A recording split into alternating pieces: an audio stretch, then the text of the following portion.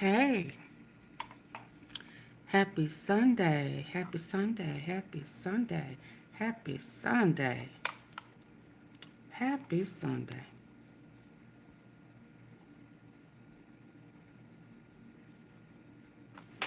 What it do? What it do? Hey, tea sippers.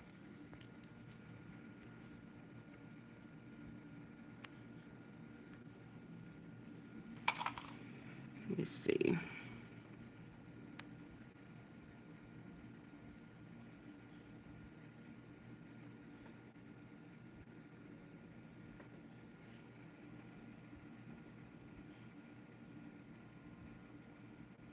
Come on in the house.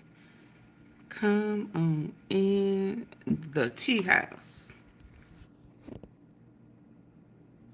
What's happening? What's popping? What's happening? What's popping? I'm trying to switch it up today.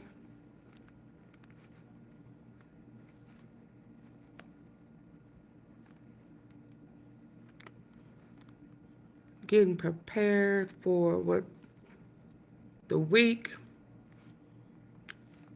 More testimony. More trial, more testimony.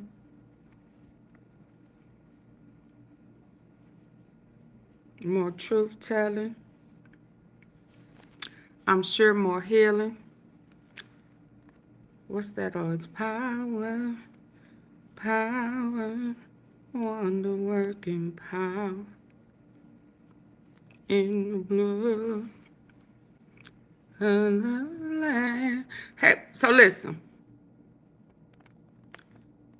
So before we get off into what's coming this coming up week, I said that I was going to touch bases on Carmelo Anthony, but I have not yet received an update on when his graduation is. So that's the reason why I haven't touched bases on that. Yesterday, when I had to stop, and remember I said I ain't had no internet. Do y'all know? Listen, they didn't restore whatever fiber optic, whatever breakage, damage, or whatever until maybe 2, 3 o'clock in the morning. I was without internet all that time. I was without internet. So I had to watch regular TV. Them court shows and FBI files and all of that. So because I didn't, and because I really, and it's a lot of information in them streets today about, oh, this lip is cute today. I had to step out for a minute. And yes, I'm bringing back love. Yeah. Oh, I need to play Music Soul Child Love, don't I? So many things I got to tell you, but I'm afraid I don't know how. Do we need love? I was finna go to church. I was finna get some old John P. Keith. I hear some of my ladies yesterday what was on my heart with some gospel.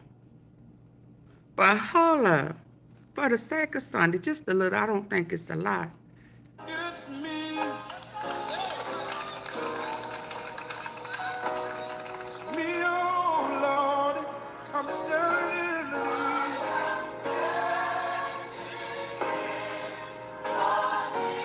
standing in need of prayer.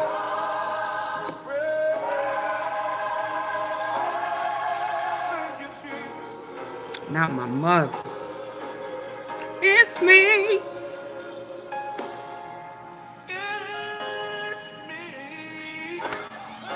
AunTeaFee.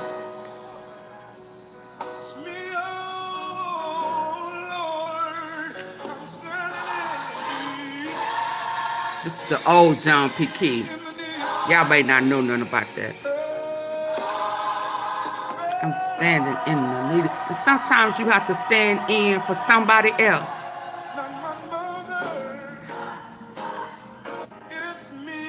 Y'all don't know nothing else. Sometimes you have to stand in the midst for somebody else.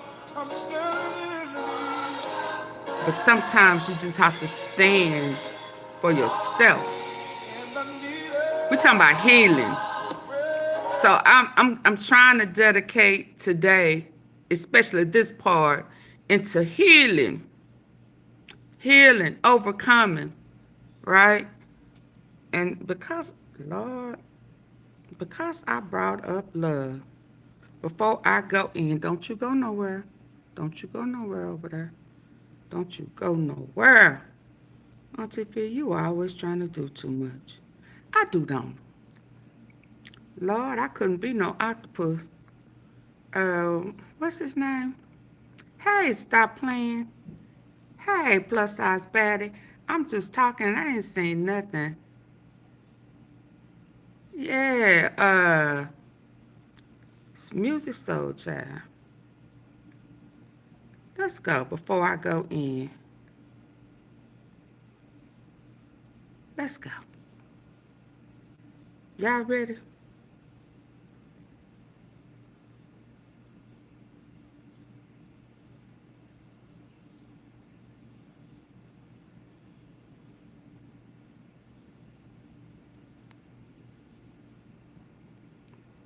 Let's go. We're talking about healing, restoration, forgiveness within ourselves, understanding why we went through. Y'all ready? I owe this to some of my tea sippers.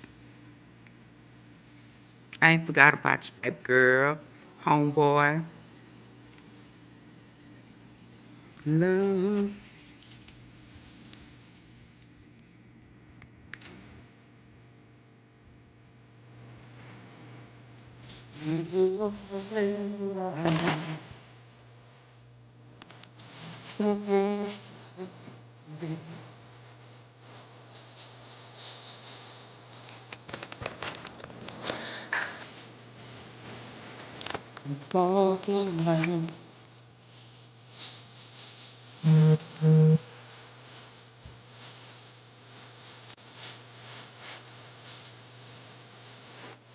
Okay.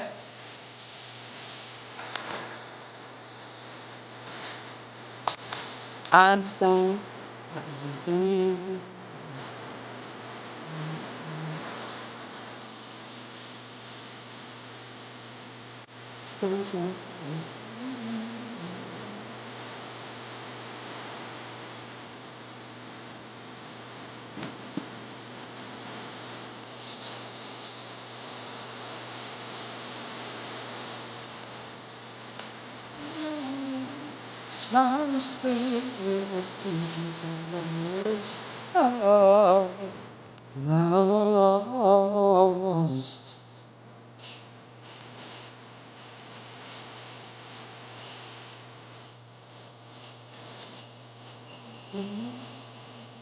Talking about love.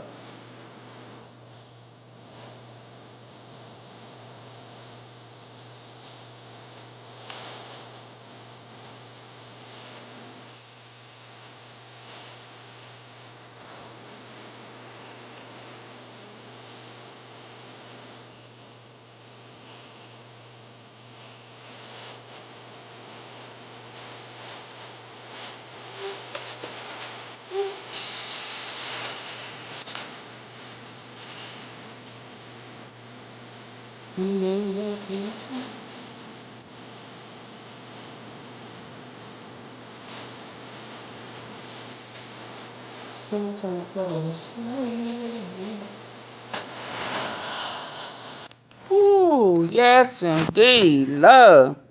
Now that's whatever it means to you. But I'm talking about real love. I'm talking about love from the love of God.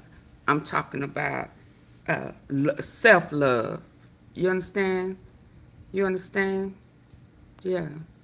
I'm talking about even forgiveness is love. You know, and I know we don't look at it like that, but we have to if we believe in God. Now, and unless I just,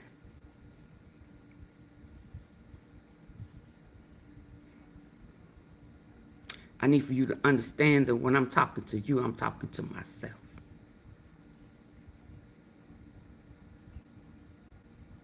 The message is not just for you, it's for me too. Let's be clear. Okay?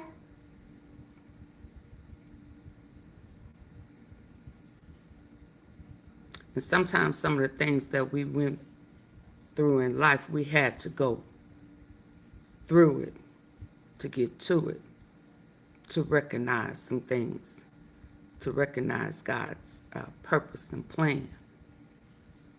Yeah, and his purpose and plan for us is not always our purpose and plan for ourselves. So the forgiveness is not for them, it's for you. And sometimes, if I'm going to keep it real, as I always do, sometimes it's the forgiveness within ourselves for doubting God or being mad at God, because not understanding his purpose and his plan. Guys, we're not here on our own account. We don't look at it like that, but that's the reality. So anyway, before I go in, and I'm going to try because I don't intend to be here long, because I know next week I'm going to be pretty busy, because, baby, after what we unfolded yesterday, ain't no telling what's going to fall off into our hands next week. But it's a lot going on right now. I just don't want to touch on it. I want to touch a little bit. I don't know if I need to go on and do it now. I'm going to try to do it later. And this is regarding the Tyree Nichols verdict and the next step.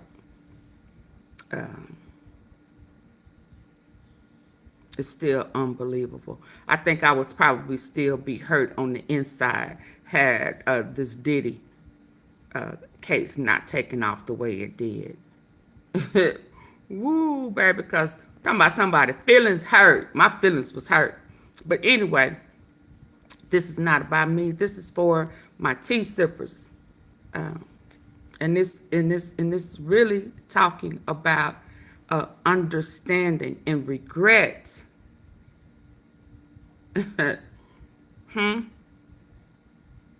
What regret? Regret for falling for the banana in the tailpipe? AunTeaFee, the regret for not being able to see that we were being taken advantage of? AunTeaFee, regret for loving and trusting the wrong people? Huh, AunTeaFee? Regret for not being able to leave when we know good and dang well we should have left? What? What regret? Regret for not seeing the wolf in sheep clothing. Regret for not seeing the devil in disguise. What? What regret, AunTeaFee? Is it the regret in the choices that we made, or the regret for the perpetrator? Well, let's listen. Y'all ready to listen? Y'all ready to go in? Let's listen. Their regret will last longer than your pain. They thought you'd crumble. They thought walking away would break you so badly you'd never find your feet again.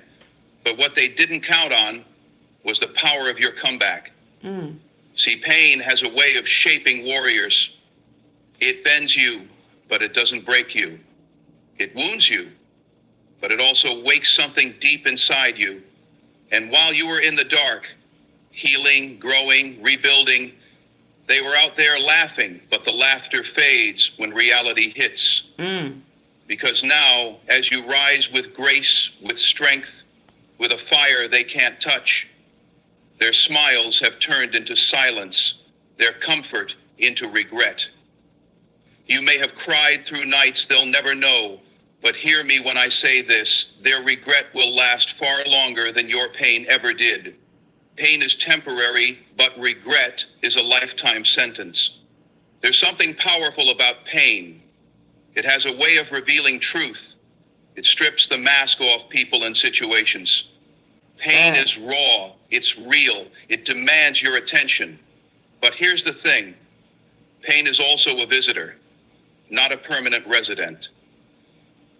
It may stay the night, it may even overstay its welcome, but eventually it leaves. And when it leaves, it doesn't go empty-handed. It takes the weak version of you with it. It takes the version of you that was too trusting, too forgiving, too afraid to walk away. It takes that version and burns it in the fire of your growth. But regret? Ain't no peace. But regret? Regret is different. Regret moves in silently and never unpacks its bags. It doesn't shout like pain, it whispers. It shows up at the most inconvenient times, during the quiet, during the stillness, during the moments they thought they'd forgotten you. Regret doesn't let go because it clings to what could have been. It follows them into every new relationship, every smile that doesn't feel quite right, every moment they look back and realize they had something rare and they destroyed it. You see, your pain was intense, but it served a purpose. It woke you up. It pushed you into becoming. It taught you to see people for who they really are, not who you hoped they'd be. But their regret, it teaches them the lesson too late. They realize your value when you've already stepped into a new chapter. They finally see your worth when you've stopped waiting for their recognition. And that's where regret becomes a prison, because now they carry the weight of knowing they were the villain in the story they told themselves they were the hero of. They didn't just lose you, they threw you away. And when someone realizes they gave up gold because they were busy chasing glitter, that revelation haunts them. You didn't just survive the pain, you transformed through it. And that transformation is what burns the most, because they expected you to stay down. They thought their absence would keep you broken. They thought their silence would crush your spirit. But you rose. You got up every day, even when it hurt. You wiped your own tears. You built your own peace. You didn't wait for closure. You created your own healing. And now, you're walking with your head held high, not because you're bitter, but because you're better. And while you've moved forward, they're stuck replaying scenes in their mind, rewriting words they can't unsay, wishing they could go back and do things differently. But there is no rewind. There is no redo. What they don't understand is that heartbreak doesn't destroy strong people, it reveals them. You were not weak for loving hard. You were not foolish for believing in their potential. You were simply real in a world full of people who pretend. That kind of honesty, that depth, that purity, it's rare. And when people lose something rare, they feel it forever. That's the weight of regret. Not just the loss itself, but the knowledge that they were the reason for it, that they had something meaningful and they couldn't see it until it was gone, that they were too prideful to apologize, too careless to protect what mattered, too blind to see the blessing in front of them. They may try to cover it up, they may post smiles, show off distractions, act like life is good, but deep down regret whispers. It whispers when the lights are off and the noise is gone. It speaks in silence. It asks questions they can't answer. Why did you let them go? Why did you hurt the one who loved you most? Why weren't you better? And those questions don't fade, because you were not forgettable. You were not replaceable. You were a gift. and they know it now.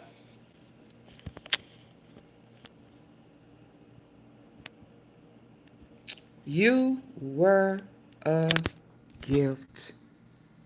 You were a gift. You were a gift. And I'm saying this to whoever is supposed to go out to. Whoever needs to know this. Whoever needs to change the way they thinking about situations. You were a gift that they didn't know how to either unwrap or what to do with it at that time. We all have been a gift, and we all have given a gift. It goes both ways. But we're talking about what it was for someone who mishandled you when you were someone's gift that they didn't appreciate. They took for granted. They abused and mishandled. You are the gift that they regret, that they wish they still had. That's how you got to look at it. But let's continue to listen.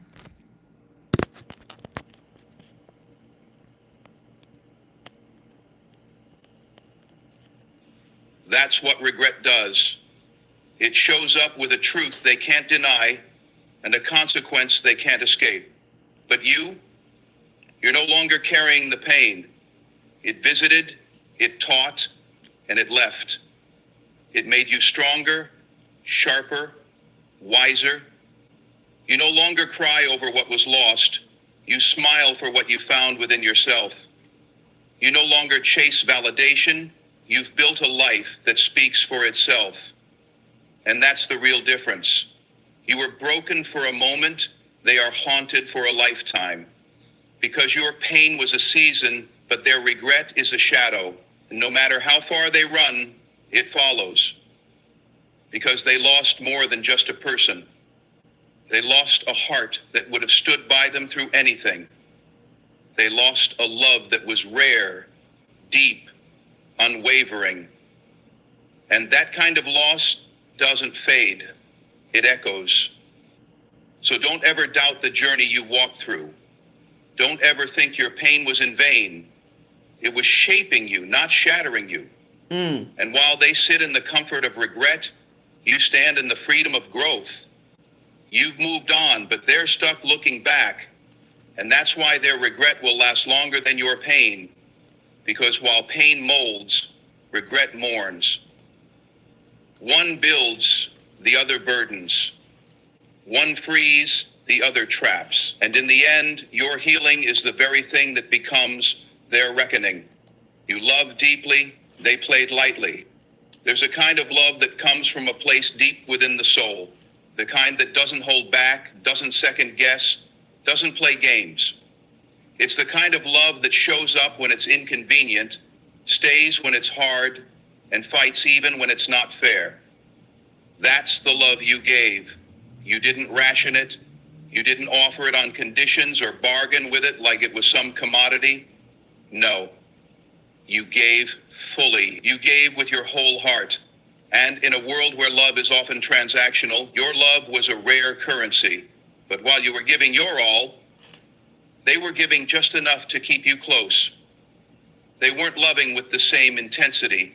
They were comfortable, not committed. Entertained, but not invested. You were building a bond, and they were playing a game. And when someone handles your heart like it's fragile and precious, you grow. But when someone tosses your love around like it's disposable, they lose more than they'll ever understand. You love deeply, and that's your power, not your weakness. That depth scared them. It asked for honesty, consistency, presence, all the things they weren't ready or willing to give. They liked the idea of being loved like that, but they didn't respect the responsibility that came with it. They didn't know how to hold something sacred because they were used to shallow waters. And so when they felt the weight of your loyalty, they pulled away. Not because you were too much, but because they were too little. Too little in their maturity, too little in their vision, too little in their ability to match your energy. And when someone is drowning in their own limitations, they push away the very hand that came to save them. But let's be clear, your love wasn't the problem. It was their inability to receive something real. They weren't ready to stand in the light you brought. They weren't built to handle the magnitude of your heart. And now, in their quiet moments, that realization hits. It doesn't come all at once. It creeps in slowly, unexpectedly, like a cold wind through an open door. They hear your voice in songs they once ignored. They see your face in places you used to go together.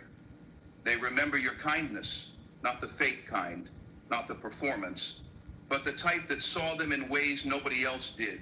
You saw past their flaws. You saw past their pain. You loved the parts they tried to hide. And now, they're left wondering what it would have been like if they had just matched your effort instead of mocking your depth. You gave them the version of yourself that didn't flinch when things got hard. The version that stayed up late trying to understand. How many people feel that like forgave things you didn't speak about. That encouraged them when they doubted themselves. That version of you wasn't weak. It was rare. And because it was rare, they thought it would always be there. But deep love has limits too. Even the strongest hearts get tired. And when someone loves deeply, they usually leave quietly. Not with drama, not with... Now, that's true, but y'all remember the other day, I said that love and hard stuff. You tell me you love hard. That's a red flag, baby. For me. Now, that may not be a red flag for others, but loving hard, maybe because I'm too old for that. That was cute. It meant something different when I was younger. But that loving hard experience, reality check has taught me that loving hard means with some people, right? Some people, that means abuse. Yeah, it means mental, emotional, physical abuse. It means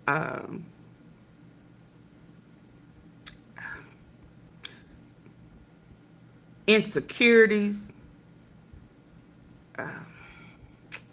It's just not cute to me anymore.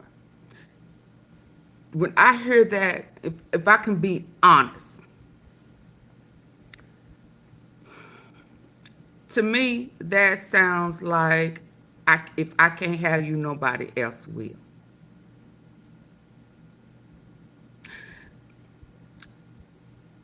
To me, I love hard means, let me say this. I love hard and the nookie is good.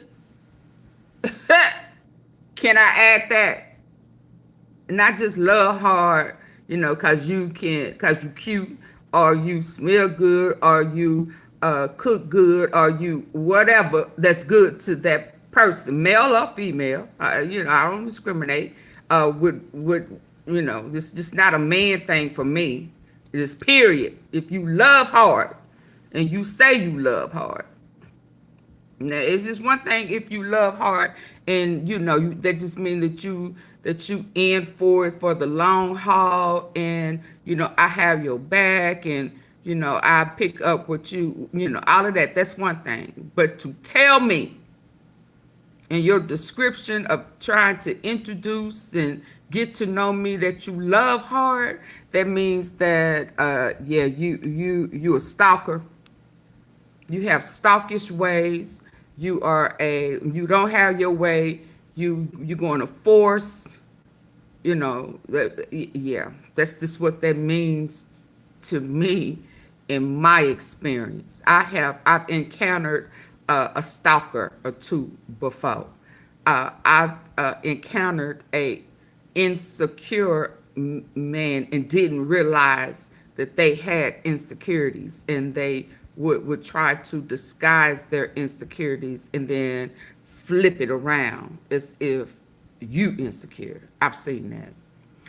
It's 4 girls in my family. So I've seen it in some of my sisters' relationships. The narcissistic man, who can never take ownership, and never wants to be exposed, And then when you decide that you gonna leave or you ain't finna put up with it no more, then the overkill of I love you becomes over abusive. Can I say that? But let's keep listening, because we're gonna keep it real, because I don't want to leave out anybody when I get lost in the sauce in this abuse that we are encountering with this Diddy stuff. And if I can be honest, I was happy. It's not happy. Happy. I was okay with hearing her say that she swung on him a time or two. Not because it shouldn't have been because she was jealous of other females. It should have been because he put hands on her and she was trying to defend herself. Now, I'm only okay with somebody a female putting their hands on a guy when it's in defense of them putting their hands on her. I don't give female passes just because they are a female and he's a guy. You do not get an automatic pass for that with me.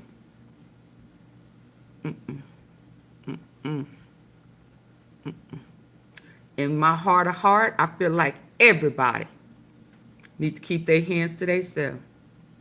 And I don't necessarily agree that a female can't whoop a guy and so she can get one off. I was watching something the other day with Smash the Topic. I'm not Smash. I said Smash because something went on in Big T Bazaar that's sitting right here that I'm watching. It was a shooting at Big T Bazaar not too long ago.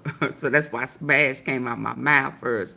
But Blackwood News, where some girls was fighting a guy and the guy cut loose and it was just ugly. There's some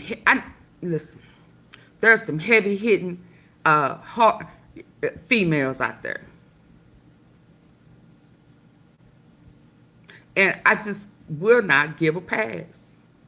If you have a son, you have sons, would you be, and you teach them not to put their hands on a female.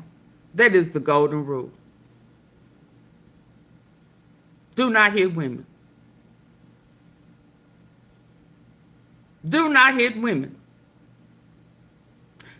But on the flip side of that, and if you know me, you know this is absolutely what I teach. Don't take no ass whooping from one either.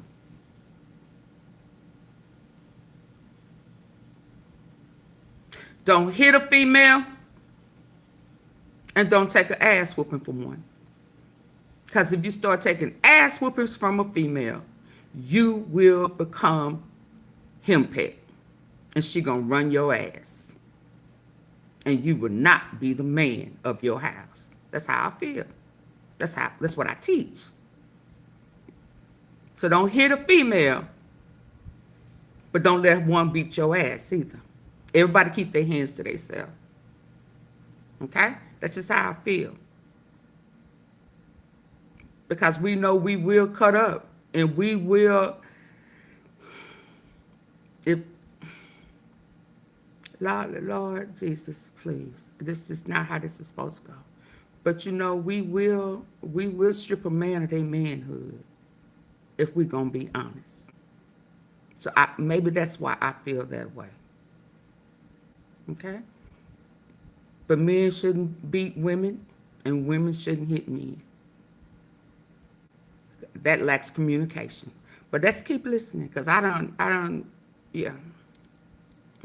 And I don't want to ever have anybody to believe that AunTeaFee ain't had to stand her grounds and fight back.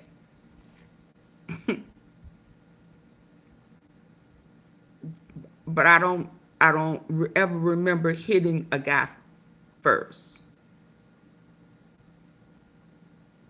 But yeah. Y'all remember, I got the mama who say pick up anything, and yeah, that's my mama. I gotta stand your ground, mama. Let's keep listening. Destruction, just with the silent decision that they deserve better. That's what you did. You didn't beg, you didn't scream, you just walked away with dignity.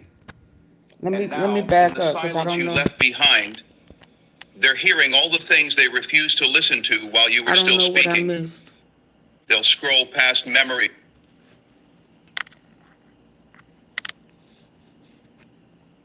They lost wasn't just a person, it was a presence. You brought peace into chaos. You brought laughter into silence. You brought belief into their doubt. And the moment they played with that, they signed up for regret. Regret doesn't always look like tears and apologies. Sometimes it's the slow realization that every other connection feels forced after you, that every smile feels a little less real, that every good morning text lacks the warmth yours carried. That's the price of playing lightly with something built from depth. But here's the beauty of it all. While they're stuck remembering, you're out here evolving. You took your love and poured it back into yourself. You stopped trying to prove your worth to someone who was blind to it. You stopped shrinking yourself to fit their comfort zone. And now, you're becoming the version of you they never had the courage to meet. The one who knows their worth. The one who doesn't chase, but attracts. The one who understands that deep love is not something you throw at just anyone. It's reserved. Ooh. Hi everyone, Dr. Katie Efforts here, talking today about a scenario that I hear all too often, actually throw at just anyone. It's reserved. It's powerful. And only someone who has done the work to love themselves can truly receive it. They may try to circle back. They may test the waters to see if the door is still cracked open. But understand this. Just because you love deeply doesn't mean you owe them access. Growth demands boundaries. Healing demands protection. And the new you doesn't live in the same space where you allowed them to play with your heart. You've outgrown the games. You've leveled up from the need for validation. You're no longer interested in proving your value to people who made you question it. That's the shift. That's the power. That's the payoff. So let them live with the memories. Let them replay the moments they took for granted. Let them wrestle with the what ifs. That's their burden now, not yours. Your love was a gift, and they mishandled it. That's on them. And one day they'll meet someone else, but it won't feel the same. It won't hit the same. Because you didn't love like everyone else. You loved with soul. You loved with sacrifice. You loved with everything you had. And they'll spend a lifetime chasing shadows of that love in people who were never built to love like you did. In the end, it's not your job to carry their regret. It's not your role to soften their lesson. Your only duty now is to keep rising, keep healing, keep becoming. Because the depth of your love was never the problem. It was the answer they weren't ready for.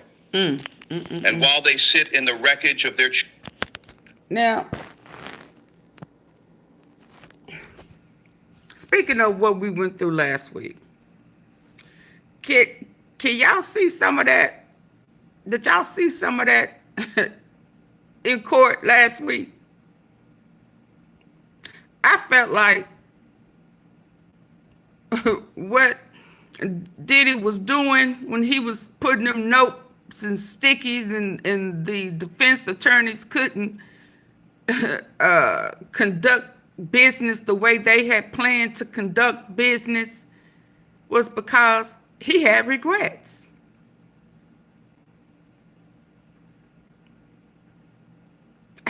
He absolutely had regrets. Reality. Ain't that the song? No. Some is a good teacher. Experience. That's now it said experience.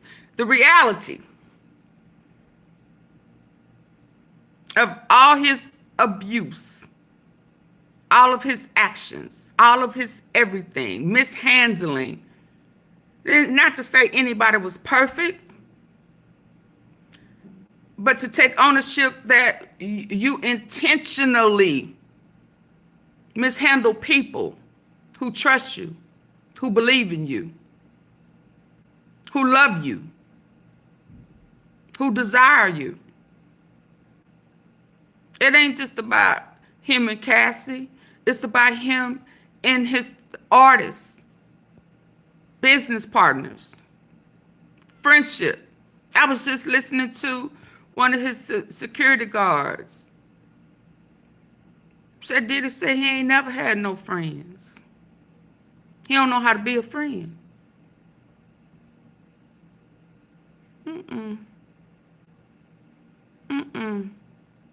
I was listening to what's my cutie? KEYGLOCK. He said he took off for a year to handle his personal business, to be a better him, to be a better son, you know, be a good dad. He said handling his business, realizing that there are things that are bigger than him. And in order for it to be solid, first he had to get his mind right. And then he had to acknowledge the people who care for him, need him, love him through their mistakes, shortcomings, and all of that. He needed to regroup. Made every bit of sense in the world. He had every reason to be upset with the choices that his mama made. Them was, oh baby. Coming to terms with decisions that your parents made without thinking about the emotional and mental that it leaves you in years later. Talking about a hard pill. That's a hard pill. So that's very respectful for him to say, whoa, wait a minute. I done lost my dog, Dolph. He done planted some seeds in me. He pushed family. He pushed it. He demanded it, right? Right? And his example was good, bad, or indifferent. He said his mama was a crack baby because both of his parents were strung out. His sisters was raised by one grandparents, and the boys was raised by another. It was a struggle, but he learned to forgive them and support them. So to hear Glock say that, it was like, wow, dang. The influence of Dolph still lives. Now fast forward that to Diddy. I think he's having a whole bunch. I think those 8 months locked up, whether he demanding stuff, still think he on top or not, is a reality check. And the reality check that's about to come, this week and the weeks after is his ass ain't getting out of jail. I take that back. Yes, he is. He is going to get out of jail. He is going to get out of jail, but only to go to prison. Oh, I wasn't supposed to say that. That's not what you was expecting. I played too much. He getting out of jail to go to prison. To go to prison. Because the difference is with him, he think he God. But I wasn't supposed to say that either.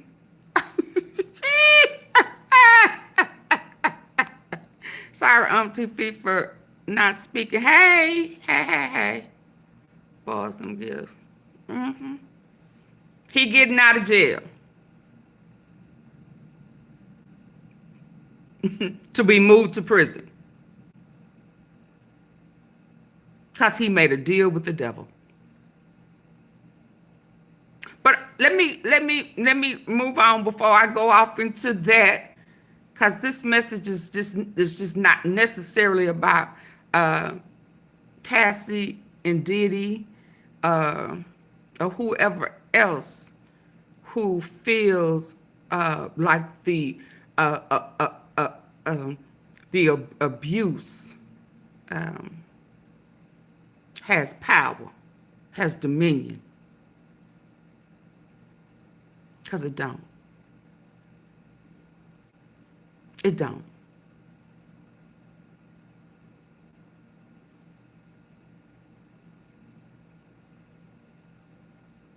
And I need for your strength and power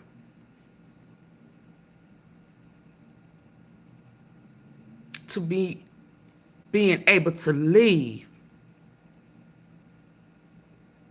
Your strength, let your strength and your power be your trigger. Your strength, your power is your trigger. So when you think about what you've been through, I need for you to think about what you got through and let that be your strength and your power. Because you're no longer in bondage. You made it through. And allow that to be healing. And you help somebody else through. So don't let it be a trigger to keep you down. Allow it to make you mad enough to face it and then help somebody else through. That's what my prayer is for whoever is still in bondage from what you went through. Okay? And let love lead and guide you, baby. There is power in love. Let's keep going. Choices, you'll be walking in peace, knowing the love you gave was real, pure, and powerful. Their regret will last longer than your pain, because pain passes, but missing a heart like yours, that lingers forever. The tables always turn, eventually. Life has a way of flipping the script when you least expect it. The ones who laughed when you cried, who mocked your silence, who thought they held the power when they walked away, they find themselves on the other side of the very table they once sat at so proudly. And make no mistake, it doesn't happen by chance. It happens because truth always rises and karma never forgets. You see, when people think they can treat you like you're replaceable, when they believe they can mistreat your heart, karma never forgets. Truth always rises. And karma never forgets. the other side of the very table they once sat at so proudly. And make no mistake, it doesn't happen by chance. It happens because truth always rises and karma never forgets. You see, when people think they can treat you like you're replaceable, when they believe they can mistreat your heart and walk away without consequence, they're playing a short game. They forget that life is not a straight line. It's a circle.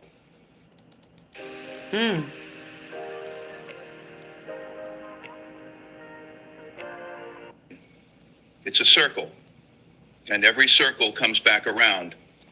At first, it looks like they're winning.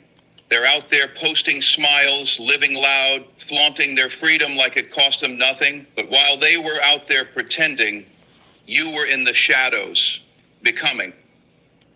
They didn't see the nights you spent in silence, questioning your worth. They didn't see the tears you wiped on your own sleeve. They didn't hear the battle raging inside you as you tried to understand how someone you loved could treat you like you didn't matter. But what they really didn't see was the seed being planted. That pain they left you with, it didn't destroy you. It watered your purpose. And while they were out there in the noise, distracted and shallow, you were in the dark doing the deepest kind of work, the work of rebuilding, of healing, of choosing to rise when you had every reason to fold. And now the tables have turned. The same one who left you unread now watches your life from a distance. The same one who took your love for granted now realizes there's no substitute for it. The same one who thought walking away was power now feels the weight of regret pressing on their chest. Because what once was easy, your presence, your care, your availability is now gone. And they feel that absence like a wound they can't stitch. Let that sink in. They never expected you to rise. They thought you'd stay broken, stay small, stay silent. But you didn't. You chose growth. You chose yourself. You chose to turn your pain into power. And now that power radiates so brightly, it blinds them. The truth is, people don't change because you tell them they hurt you. They change when they experience the consequence of hurting someone like you. They don't listen when you speak. They listen when life echoes your silence. And life always does. That's the moment they start to notice, when their texts go unanswered, when their name no longer holds weight in your heart, when they realize they have no more access to the version of you who would have walked through fire for them. That's when the regret hits, not during the goodbye, but during the after. The after where you're thriving, where you're smiling again, not the smile you forced to survive, but the real one, the one that says, I made it through and I'm better now. Understand this, when the tables turn, you won't need revenge. You won't need to prove anything. Your healing is the proof. Your peace is the payback. Your glow is the answer to every lie they told themselves about you.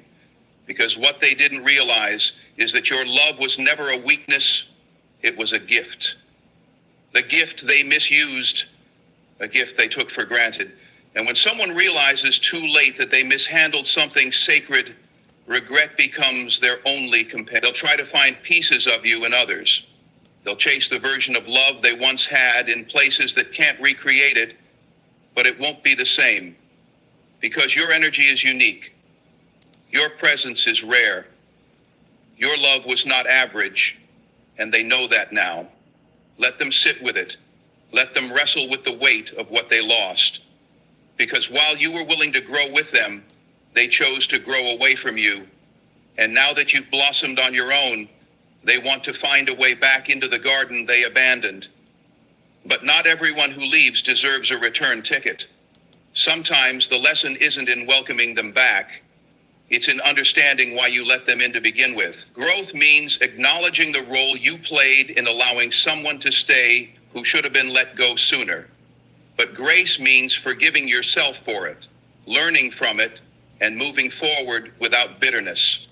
The tables turning isn't about revenge, it's about revelation.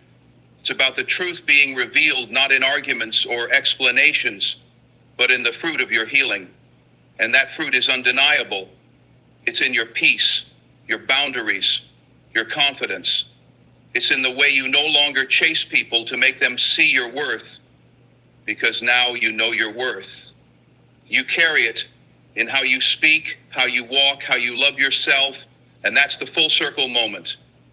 You were once begging someone to treat you right, and now you don't tolerate anyone who doesn't. Let this be your reminder: the universe doesn't miss. What you sow, you reap. What you give comes back. And when you've given love, loyalty, sacrifice, and truth, even if it's not returned in the moment, it's never wasted. It's stored. And when the time is right, it returns multiplied in new relationships, new peace, new levels of joy. Meanwhile, You probably heard about Boxable's Please hit the flagship like button. product, the Casita.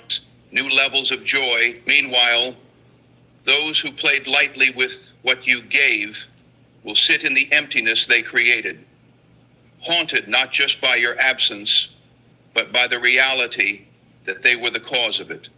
So walk boldly, keep rising, don't look back.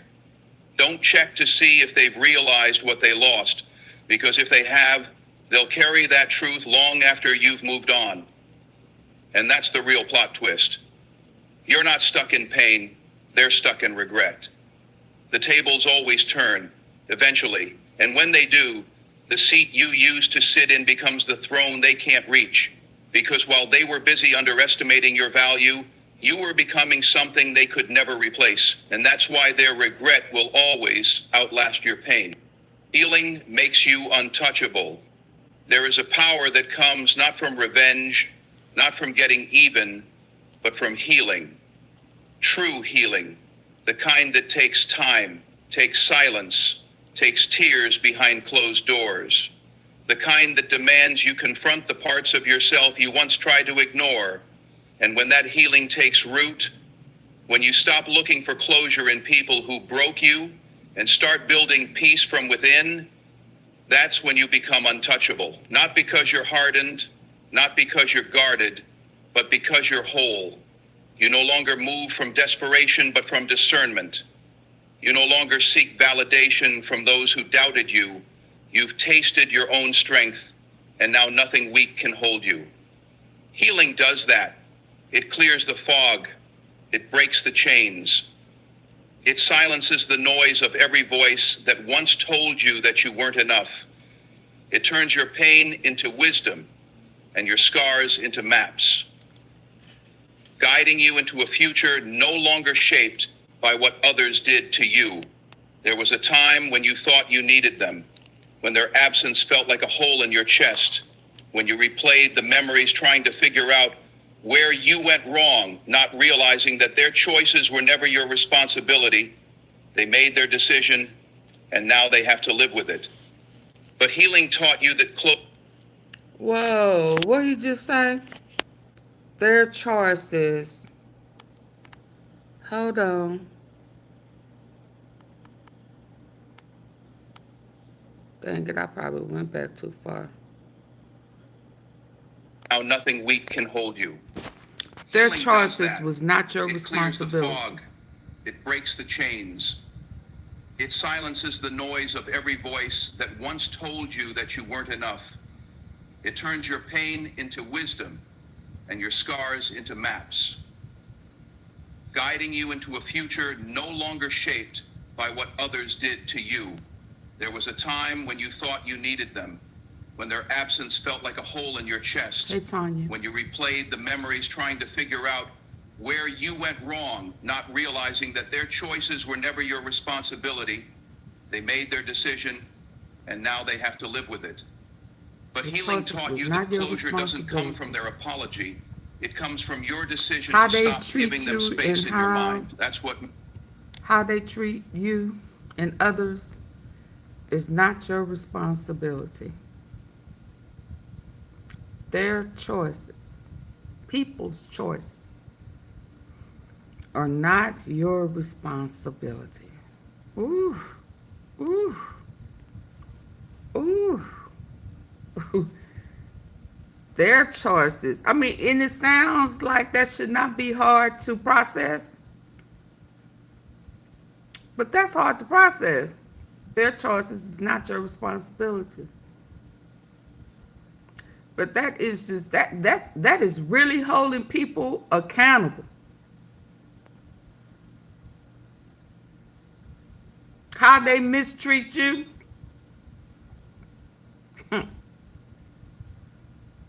It's not your fault. Maybe if he'd have said it like that, it wouldn't have felt funny. But it felt a little funny to me. Their choices is not your responsibility. Yeah, but why do we think it is? Why do we, the people, sometimes just in our lives in general, why do we think that's our responsibility?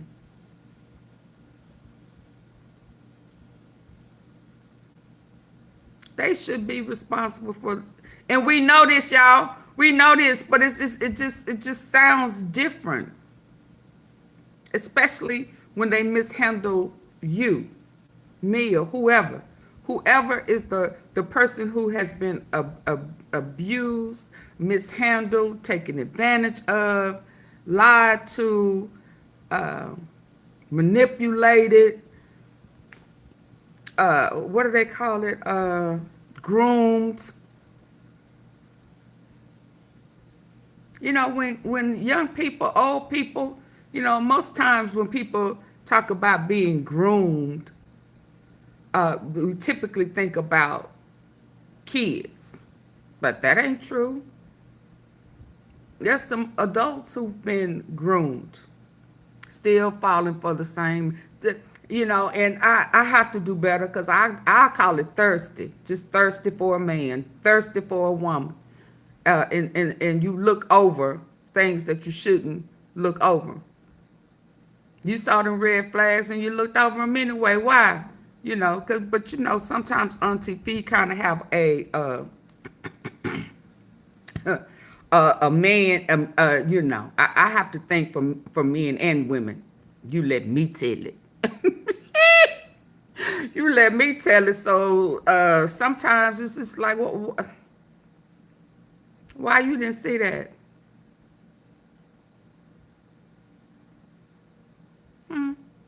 I don't get it. Yeah. But that's their responsibility. And, you know, I'm a whole lot more firm on it now. And as far as I'm concerned, if you let somebody talk you out of me, that's, baby, that means to me that you wasn't man enough for me. If you allow anybody to tell you anything and you believe it,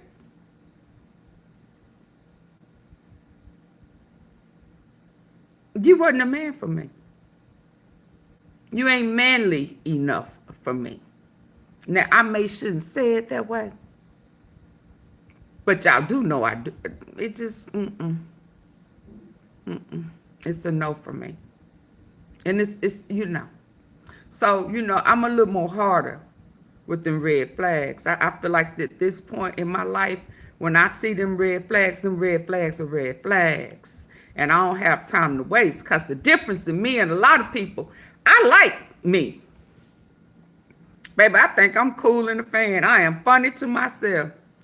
I am funny to other people. I know I'm the life of a party. I know that. I know people who are insecure and got hate. I know they hate it.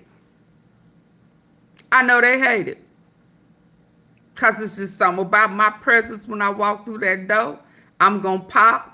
I'm going to talk my talk. I'm going to walk my walk. And it has always been that way. Nothing that I think I do special. That's just what that is.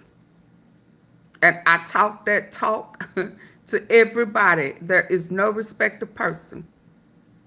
And who I am today is who I have always been. And if you insecure about anything, I'm going to be a problem for you. I know that. I also had to learn, if I can, that people, females, have a problem with men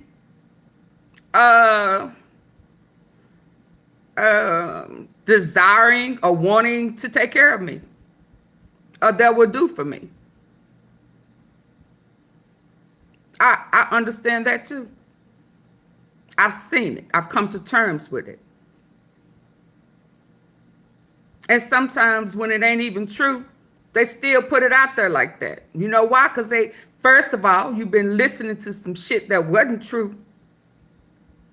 Okay? Y'all feel me? And you ran with it. And now they will try to make it be like that's a problem. No, boo, don't put your, no. First of all, y'all feel me? Because first of all, I ain't never said you got to do nothing. If a man decides that that's what they want to do for me, why is that a problem with you? Is it because you ain't came across a man who wanted to take care of you? That ain't my, so that's answering what he said. The choices that they make and don't get mad at me because the man want to take care of me. Choose better men. Right? Am I wrong? Am I tripping? But I just gave a confession to some folk that I don't even interact with no more. Because they felt like they was going to mishandle me.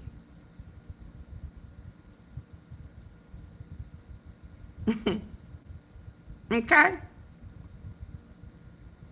Go have something negative to say about me. Because you ain't never had a man who wanted to take care of you. I've said it.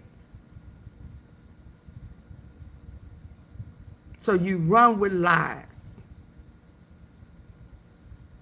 And I had to come to terms with, they don't have nothing to do with me.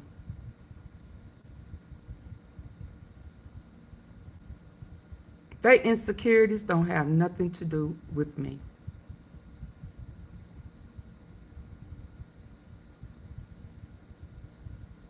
I had to come to terms with that. So I guess I just answered that, what he just said, in my real life. I mean, it ain't my real life right now.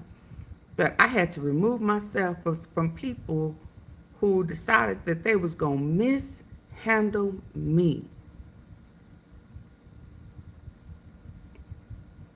Because there were men who wanted to take care of me.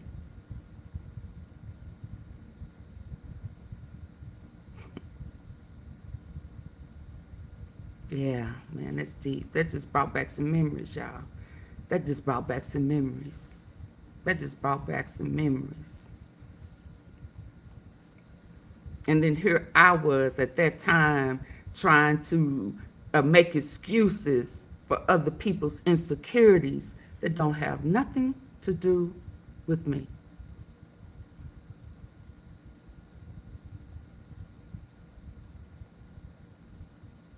Dang. Oof. Oof. I guess I needed that. Makes you powerful. That's what makes you rise above. I guess I needed that. They may have caused the pain, but they do not get to define your healing. And that's the part they never saw coming. They thought you'd stay broken. They thought you'd stay small, waiting for them to see your worth. But instead, you saw it for yourself. You reached into the darkness they left you in and pulled out your own light. Now that light surrounds you, and it scares them. Because healed people don't chase, healed people don't beg, healed people don't try to force love where it isn't reciprocated. They choose. Carefully, wisely, unapologetically. Emergencies can strike at any time. Boy, you That's why never it's know crucial that to be message prepared. gonna hit, do you? Unapologetically. And the ones who mishandled you, They feel it. They feel the wall now, not a wall of bitterness, but of boundaries, a wall of, you can't reach me here anymore. Because once you heal, you see clearly. You ain't never You lied. remember the red flags you painted white, the apologies you accepted just to keep the peace. The red flags you painted white. Oh my God. The red flags you painted white. Yeah, I hope I'm not the only one getting something out of this message.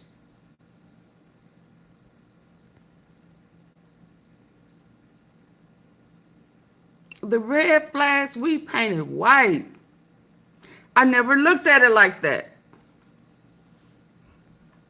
I was just saying that when I see them red flags now, the red flags are red flags, baby. So was the times when you didn't know that flag. I mean, even when we look at this Cassie, and folks is trying to say she wasn't innocent and that she should have been able to see things. Because I keep saying, girl, quit saying that he loved you. No, he didn't. No, he didn't. And it's like, y'all can't see this for what that is. Yeah, because they don't painted them red flags white. I mean, not just how we all have done it. We all have done it. Even, oh Lord, y'all ready for me to go be truthful again? Huh? Yeah. Even when we know these thugs ain't no good, but that angle ain't good. Hello, lights and walls.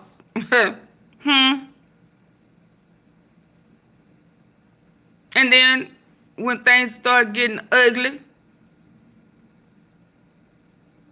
yeah, and then that loving hard becomes hard to leave. Right? Or because they do take care of you, or you are kept. See, her kept, I ain't never been that kept.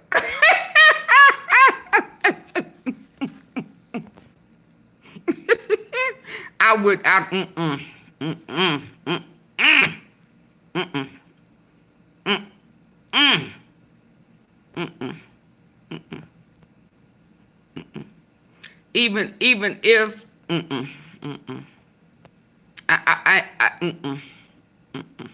I have never been, even when it may have been kind of close to something, entertaining someone of a status. I was never. I don't know if I knew a long time ago that too much came with that. I ain't never been. I've always kind of had a fear of that. So, but yeah, that was alarming for me, eye-opening for me. We paint red flags white. That means we have justified and make excuses for it. We choose to overlook the danger, the warning. And we psychologically manipulate our own self. Can I say that? Can I keep it real, y'all? We gonna keep it real. We manipulate our own self just to either entertain it. I don't know why we do that, but we do that. That is called manipulating yourself, lying to yourself, because you know that flag is red. And why we would ever decide to paint it white as if it's a goal, I don't know.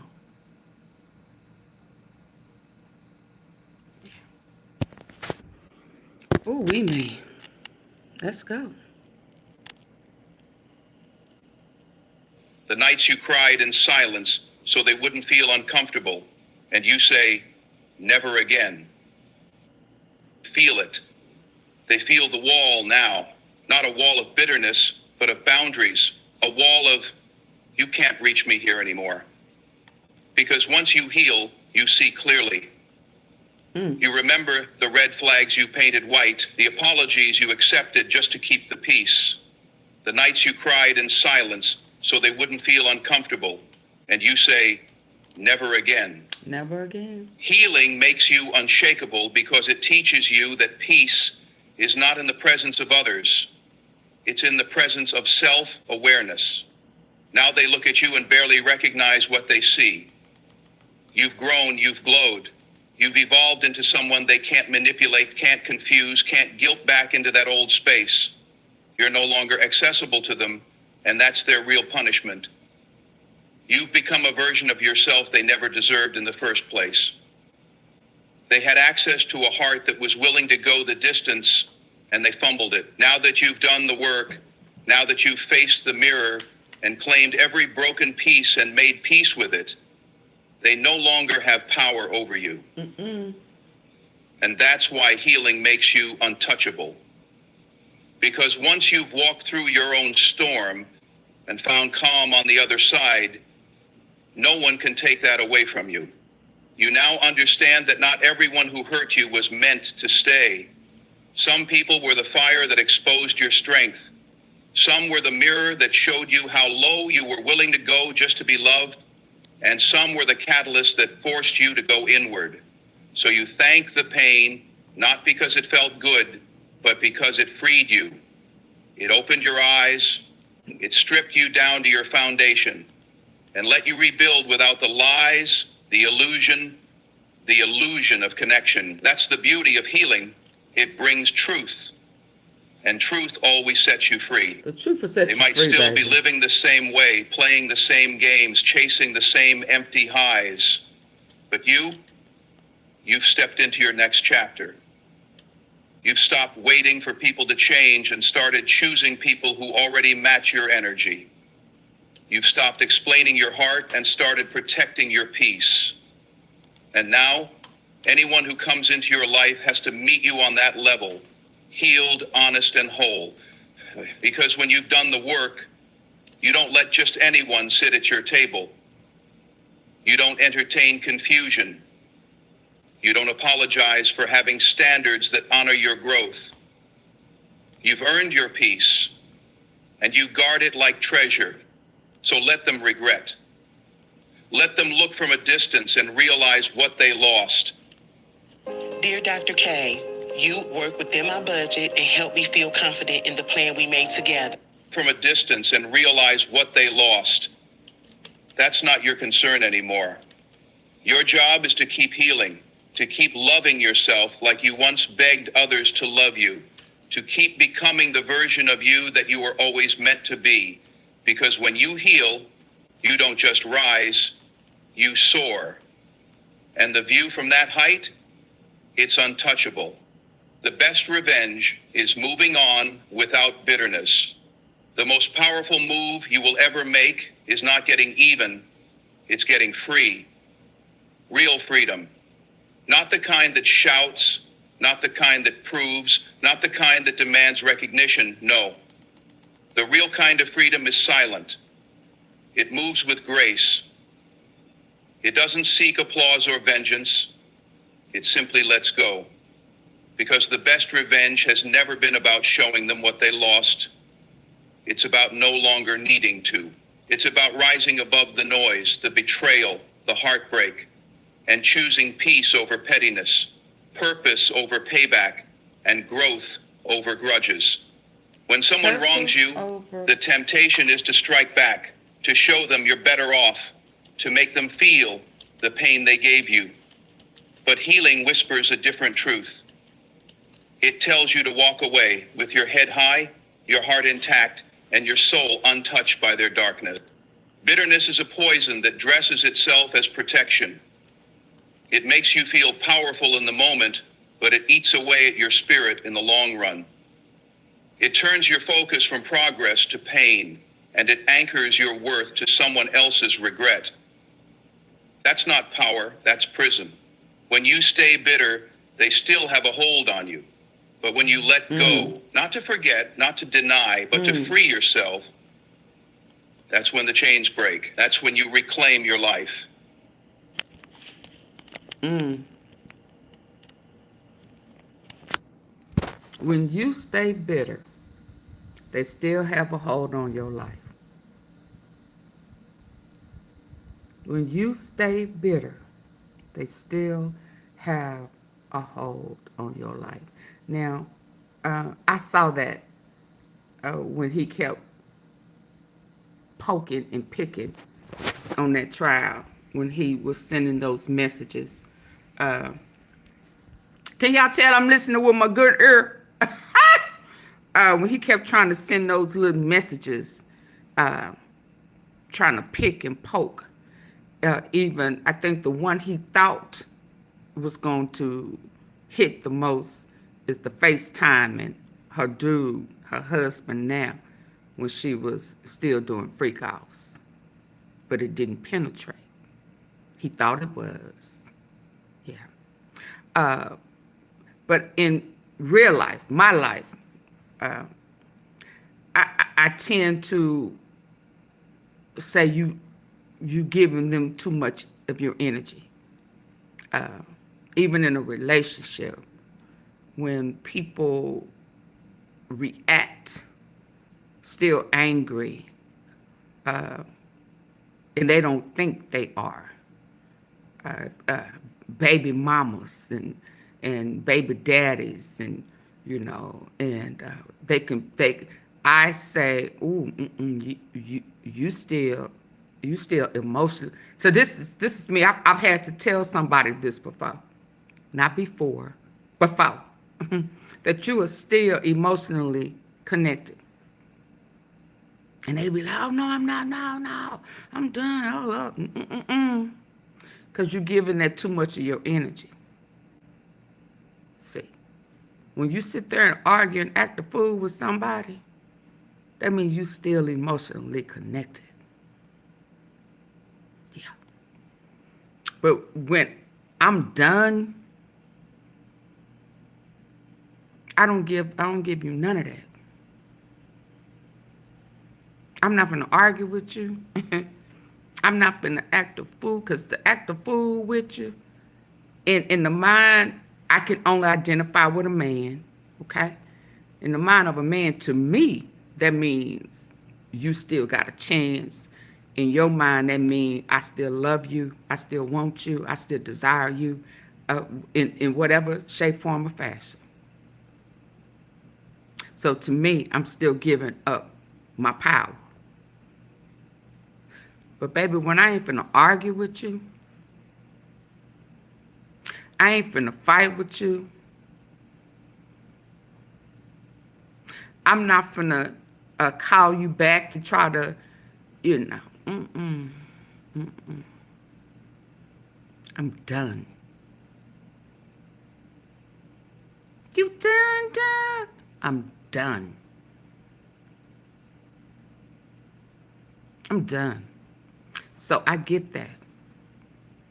Stop giving up your energy. You're giving up too much of your energy. That means that you are still emotionally connected to them.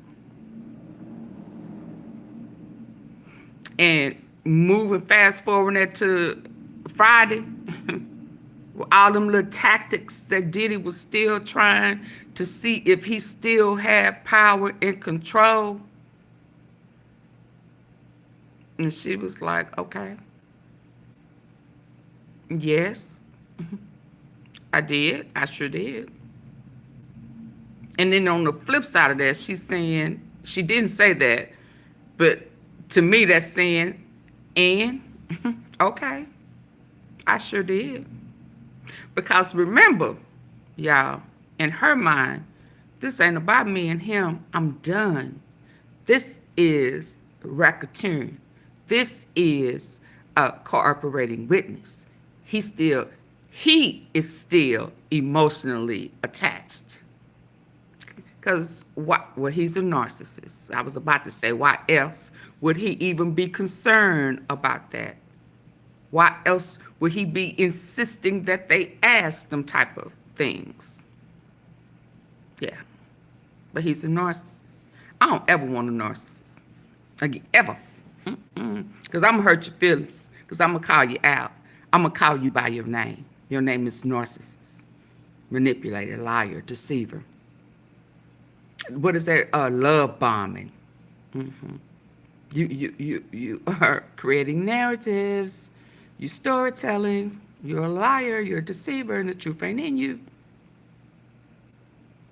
Are you trying to manipulate me? Now, I may sing it like that, you know, just to allow them to know I see you. Are you? What's your? Oh, are you? Yeah, see, I would do that just to find humor in it. But I'm going to call you out. I have a sister, if I may, that I would tell in a minute, oh, you're a manipulator. Stop lying. I used to make excuses. Yeah, these rules, these guidelines, these standards are not just in relationship. They, period. Family, friends, lovers, whoever. I will not compromise my peace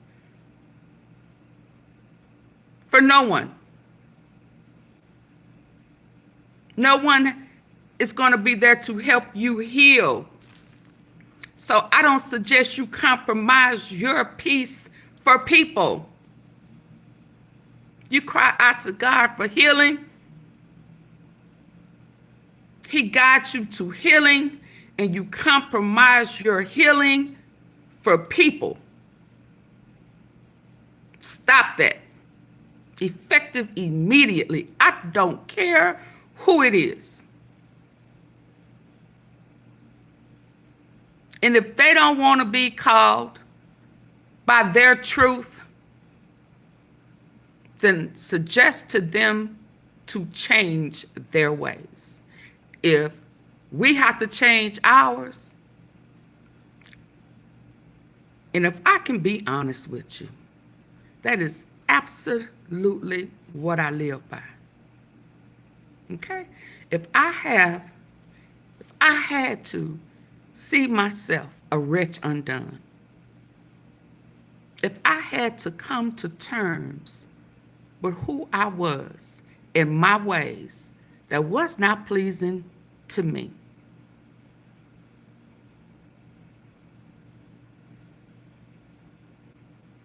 if I wanted to be better with my relationship with God,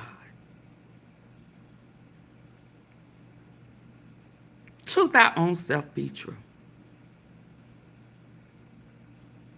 then I feel like everybody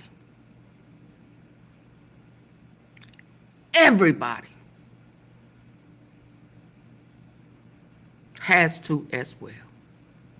If I don't get a pass, they don't get a pass.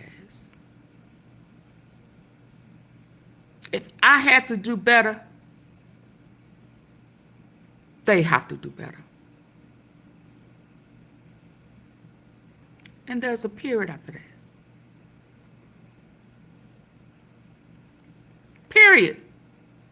Nobody gets a pass.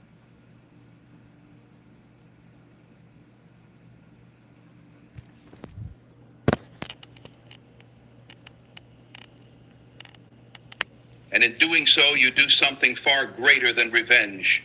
You show that their actions couldn't steal your future. You prove that their betrayal didn't break you. That's not power, that's prison. When you stay bitter, they still have a hold on you. But when you let go, not to forget, not to deny, but to free yourself, that's when the chains break. That's when you reclaim your life. And in doing so, you do something far greater than revenge. You show that their actions couldn't steal your future. You prove that their betrayal didn't break you, it built you. There is something holy, something sacred about quiet strength, about the kind of resilience that doesn't scream but radiates. When you move on without bitterness, you send a message without speaking. You say, "You may have wounded me, but I chose not to bleed on the rest of my life." You say, "You walked away, but I walked forward." Get your free copy of my new best-selling book, Commercial Real Estate Investing for Beginners. All you That's strength. That's healing. That's power. You don't need to post it. You don't need to announce it. You live it. And eventually, they feel it, not in your presence, but in your absence. Not in your anger, but in your peace. Not in your pain, but in your purpose. People expect anger. They expect resentment. They expect you to spiral, to stumble, to lash out. But when you rise in silence, when you move in maturity, when you respond with grace instead of vengeance, that confuses them. It confronts them with their own guilt. Because when you stop reacting, you start reflecting the truth back at them. You become a mirror they can't run from. And that's when regret kicks in. Not when you argue, not when you fight, but when you flourish. That's when they realize what they lost. Not just a person, but a presence. Not just your love, but your light. You were never the one who needed fixing. You were the one who needed freedom. And now that you've found it, now that you've chosen to live untangled from their choices, you are unstoppable. Not because nothing can hurt you, but because nothing can hold you. You've learned to alchemize pain into power. You've learned to breathe through the ache, walk through the fire, and come out not just surviving, but shining. That is your revenge. Not bitterness, not coldness, but brilliance. The kind that says, I didn't just move on, I moved up. And you know what's ironic? Who cause the pain often come back, not because they've changed, but because they miss the version of you that tolerated their chaos. They come back when their new playgrounds turn cold, when they realize that no one else gives like you did, listens like you did, loves like you did. But by the time they look back, you've already moved forward. And that's not your loss, it's theirs. You don't need to be cold to show you've changed. You just need to keep walking, keep building, keep becoming. Moving on doesn't mean forgetting. It doesn't mean pretending it didn't hurt. It means refusing to carry that pain any further. It means turning your scars into stories, your wounds into wisdom. It means choosing joy, even when sorrow tried to define you. And when you move on without bitterness, you show the world and yourself that love is still your language, but now it's spoken with boundaries. That kindness is still your weapon, but now it's used to protect your peace, not win someone over. That hope is still alive, not in a person, but in your purpose. Let them regret. That's between them and their conscience. But you're not there anymore. You've outgrown that room. You've outlived that chapter. You're not rehearsing the past, you're rehearsing your destiny. And as you keep climbing, you'll realize the air is thinner at the top, not because it's lonely, but because it's pure, free of drama, free of noise, free of regret. That's where you belong, not where they left you, but where your healing led you. So if you ever wonder what the best revenge is, don't look back, look around, look at your peace, look at your strength, look at your growth. That's your answer. That's your proof. And that's your victory. Because in the end, the ones who hurt you will carry the weight of what they did far longer than you'll carry the pain. Why? Because you let it go and they never did. And that's why their regret will always last longer than your pain. But they never did. You let it go, but they never did. Oh, wow. You let it go, that but turned into they never did. How about that? How about that? You let it go, but they never did. How about that? You let it go. You moved on. You moved on up. Okay. So before we go, y'all, there's a couple of things going on I want us to hear. I just saw it in our downtime while we were healing. Did that help anybody? Because it sure helped me. Hi, George. Hey, Hudson. Hey. Hey. Hey, Willie Spencer. Hey. Oh, that was healing. That, baby, that's how it always is. When I'm thinking it's for one thing and God revealed other things, baby, did it hit me? We say, oops, upside the head. I say, oops, upside the head. What? We need that sometimes. I thank God. Thank God. Thank God. But it's something going on. There was a shooting in Big T. Shout out to Spash, the topic. I saw it. I was trying to. I saw them braids, and I was thinking, is that? Damn, you ordered a pizza over there? Yeah. Oh, you ain't getting that pizza for a minute. What's his name? It might be Vito. Domino's next. And then here in North Dallas, SWAT raided a healthy.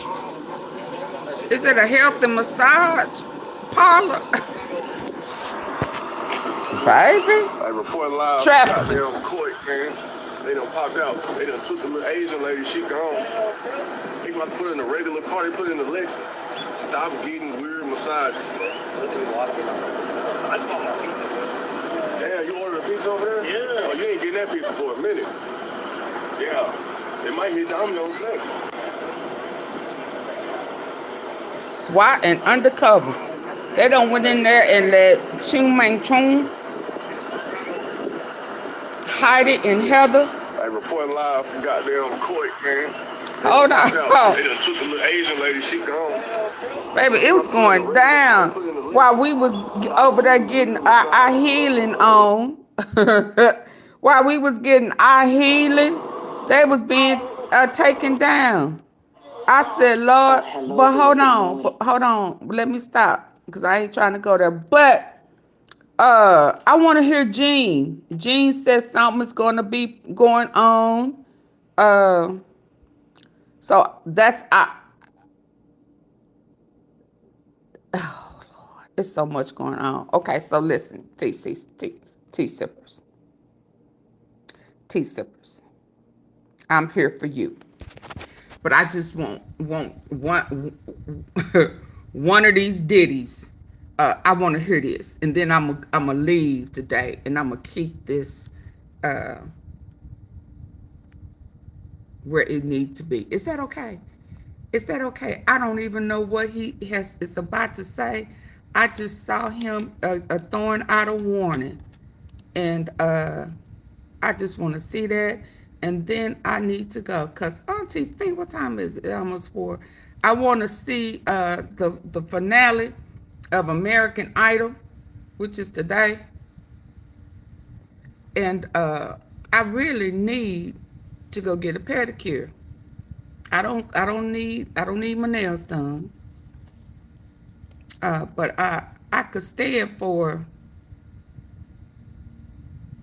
I was finna say a little rub and scrub, but I don't know how that sounds.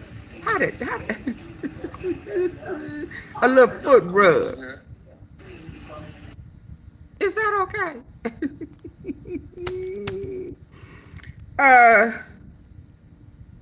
And then we need to get prepared for what's, and yeah, I saw 2 was killed on the Brooklyn Bridge sailboat crash.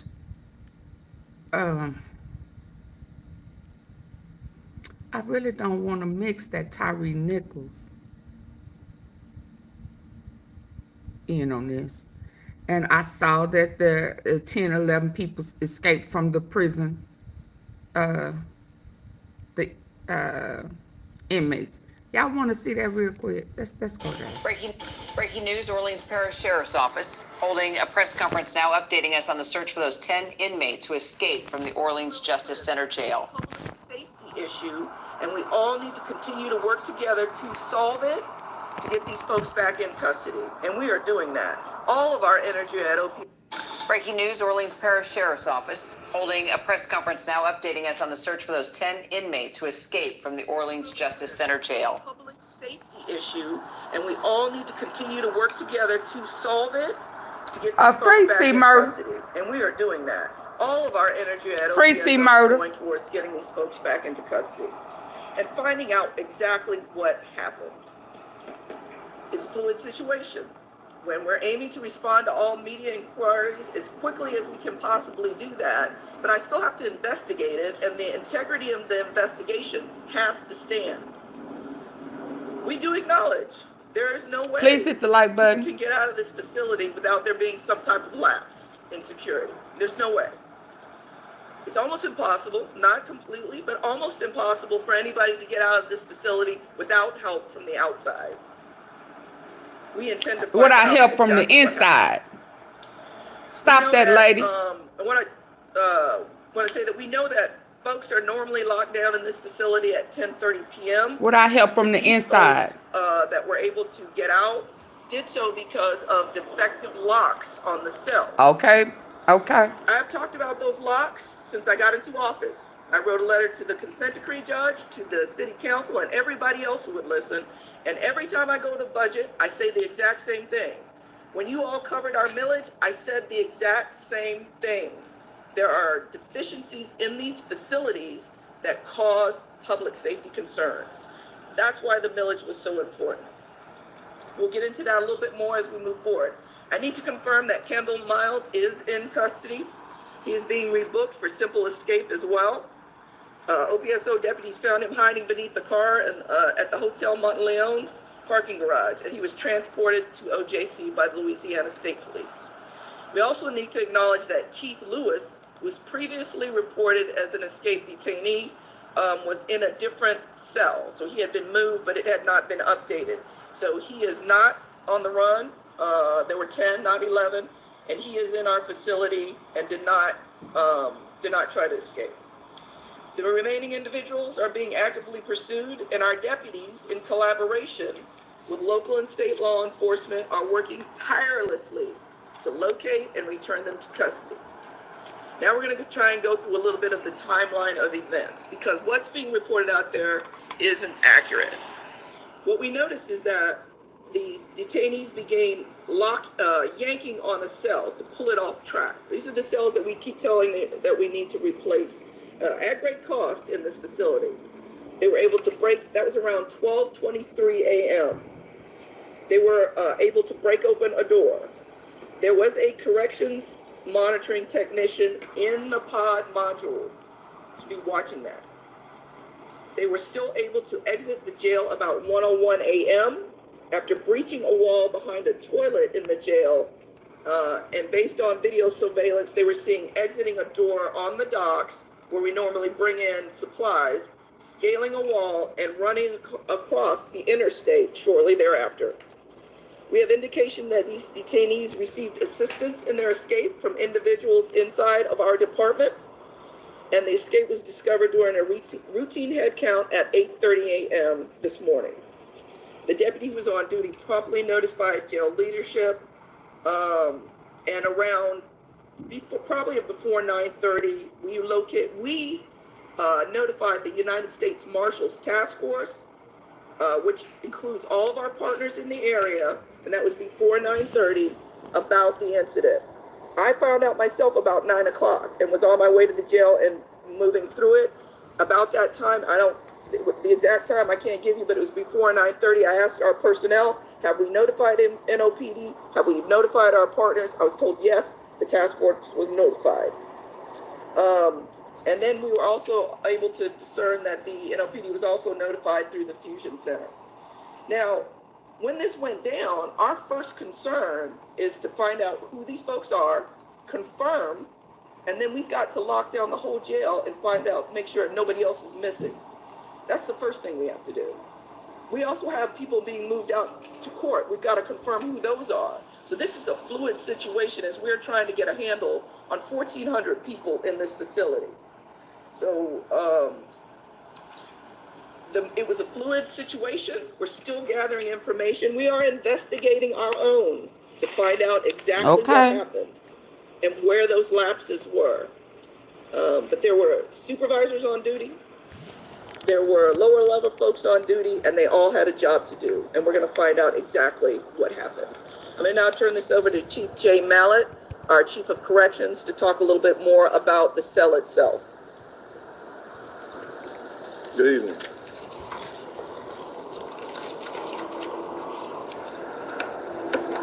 We do know that there are several security breaches. We're investigating, but the primary security breach and concern is the facility's infrastructure. We've identified that we have a large number of high security individuals in a minimum custody facility. This particular breach of security occurred on the first floor of one of our security pods where we had slider doors. These doors are able to be manipulated by forced off the track that they're on, which allows individuals to enter and exit at will. We do know that some toiletries in a handicap cell was used to be removed. Some of the bolts, some of the toilets, some of the infrastructure, some of the fixtures were removed. We know that this could not be removed from the inside. So we are investigating that to see exactly who entered these areas, what kind of work was done, if there was work being done, and if this is an inside job. We remain fully committed to locating the escapees. We're working with local and federal and state partners. We continue to ask the public for their vigilance. And if anyone has any information about the whereabouts of these individuals, please reach out. I know who you are. Cannabis. It's not just legal in 38 states. It's a $36 billion global... Please reach out. Thank you. Thank you, Chief. All right, this incident has once again highlighted the critical need for repairs and upgrades to our facilities, particularly to ensure that doors and locks are fully functional. Remind me of Memphis. Pods, and our staff is stretched thin. We're only at about 60% staffing. Oh, we still wow. Need 150 deputies in this jail and another 50 for the new jail about to open. So we're actively, and I have been actively advocating since I got into office for more money to fix these broken parts of the jail that make it unsecure. And just this week, we went to a capital budget hearing to lobby for more improvements to address just these issues, which would help improve security. How long them locks not been locking? Our deputies. Sheriff, how many people did you have on staff for this overnight shift that would have not reported this between 1 a.m. and 8:30 a.m.? And wouldn't they have to have known about it if there were plumbing items removed and they were able to get out and there was no notice until 8:30? So I'm going to turn that over to Chief Mallett. Good question. We actually had 4 supervisors and 36 staff here.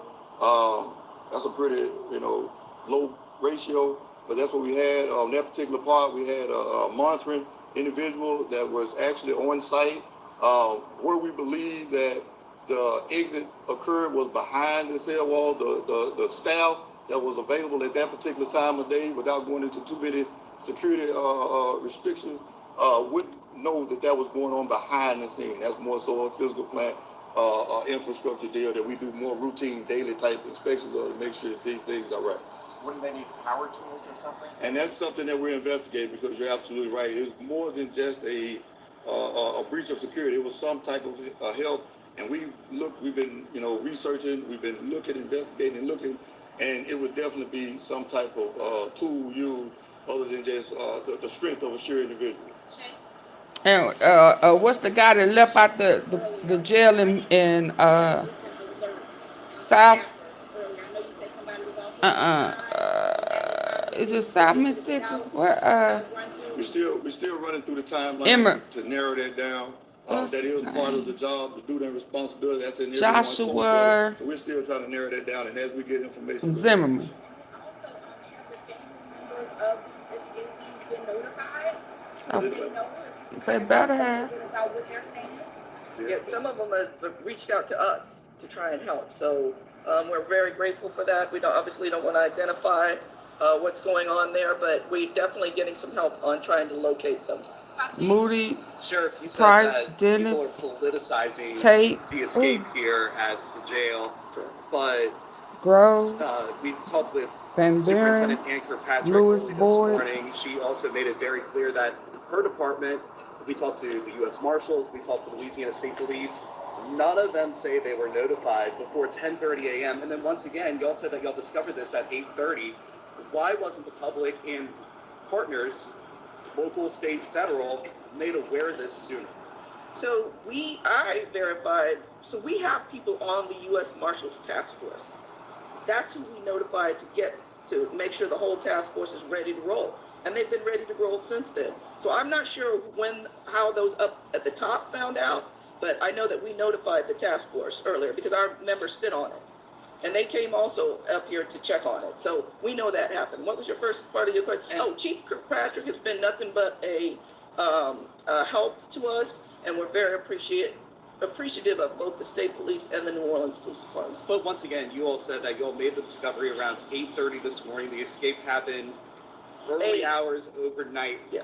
And once again, public was not notified until 10:30 when y'all's press release came out. So I found out about 9. So the public first thing we have to find out is what happened. So you got to go inside. No, you need to let the people know. Been anywhere. We have to Hell. make sure that's exactly what happened. We have to pull all the video and find out what happened. That takes a little bit of time. Then we had to first prioritize talking to victims to make sure they were safe and making sure law enforcement could respond to them if they needed something. I know Superintendent Kirkpatrick. You said that they ain't gonna She ain't like that. to get out and you ran across the interstate, but how were they able to get off your jail property? And also, have you lost trust in your deputies? Because you believe this is an inside job. Some of them. We have really hard-working deputies, but we're not going to tar and feather everybody with the same brush. We're going to find out exactly what happened, who's responsible, hold them accountable both administratively and criminally. And how did they get off the jail property?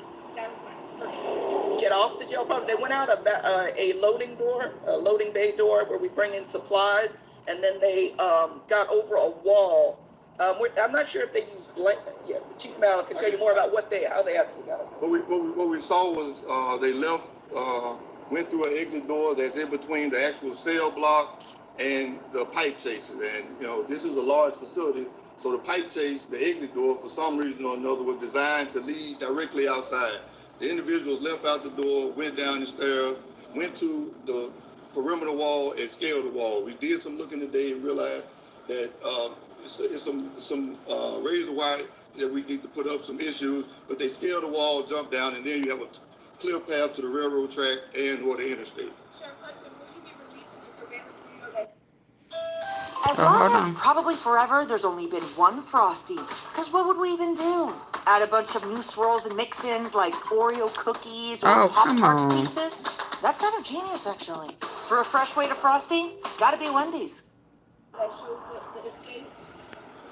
I think right now we're part of the investigation going on, but I think eventually, we'll be able to release that. We just have to make sure nothing doesn't give out any security risks for us for the rest of the folks here still in custody. Sheriff, do you believe that you need to revise your policies? Go ahead.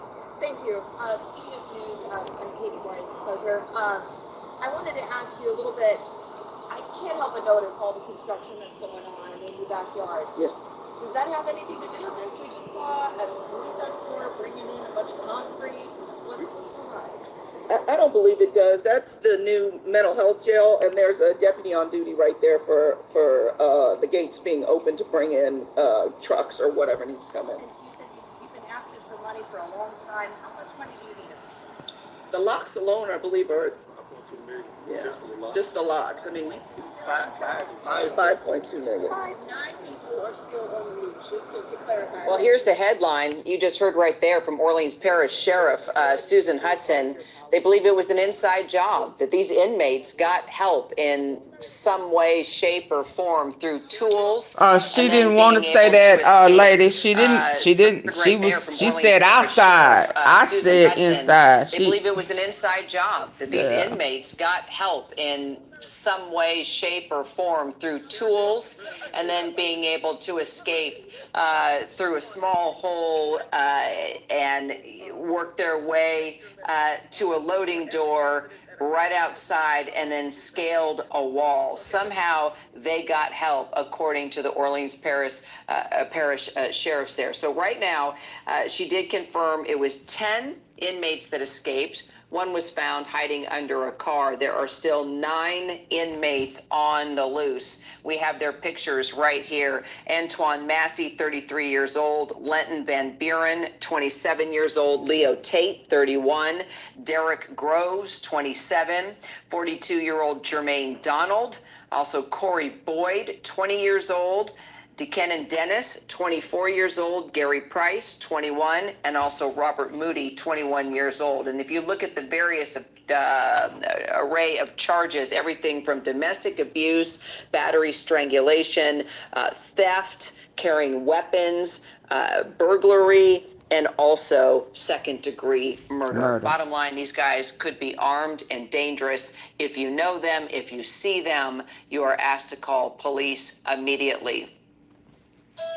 As long as probably forever there's only been one frosty. Hold on. Because what would we even do? Add a bunch of new swirls and mix-ins like... Let's go. Before we go, let's listen to what, oh my goodness, Gene Bill has to say. And we're going to call it a day, T-Sippers. Is that all right? Is that all right? T-Sippers. Is that all right? Today is y'all day. Is that all right? Is that all right? Do I have permission? Hi, Anthony. Yes, ma'am. Well, let's go. Ooh, let's go. Willie, no! I don't have permission, Willie Spencer.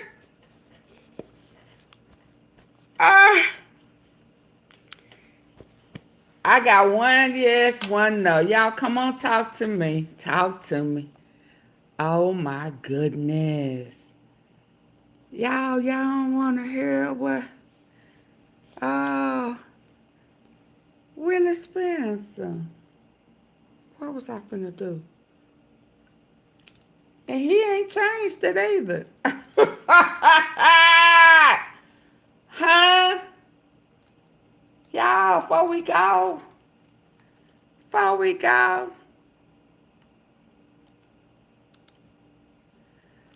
my tea sipper's so spoiled. What we gonna do, y'all? Y'all ready to go? It's setting in. Here people don't chase bag of force.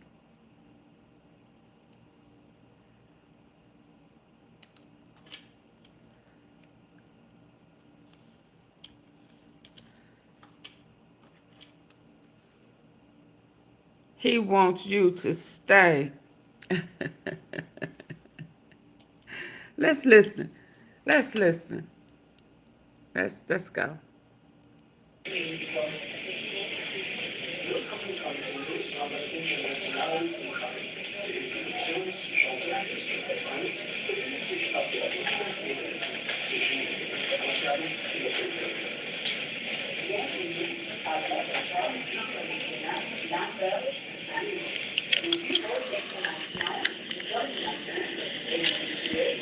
Normally, I catch him. He doing an interview. Come on in here. Let's check him out.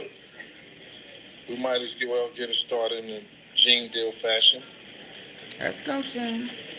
Y'all know Don't what that want is. what you say. Don't Some of want y'all you do, to go. some of y'all Okay. don't. Some of y'all will, some of y'all won't. Let me get up and get.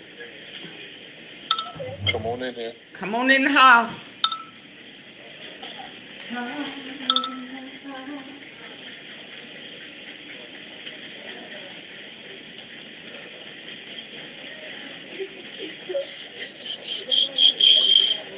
waiting for a few of y'all to come in here.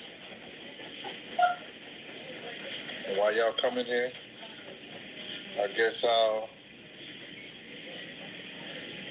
play the music. Oh, no, now. You know we gotta play the music, y'all.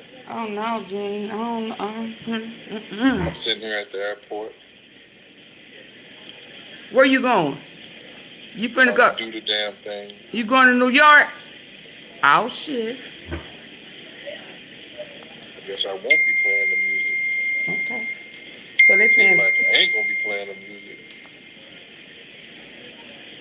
And I will be playing the music.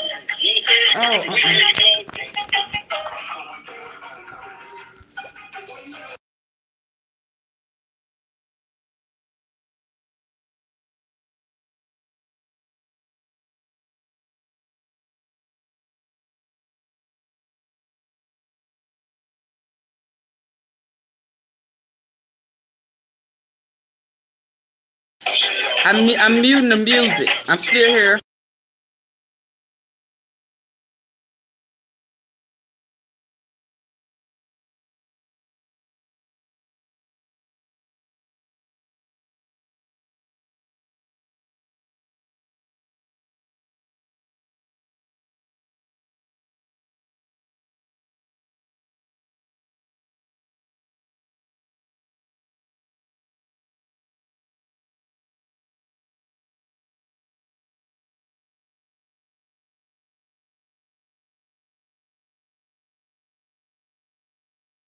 He said we gonna like what we hear today.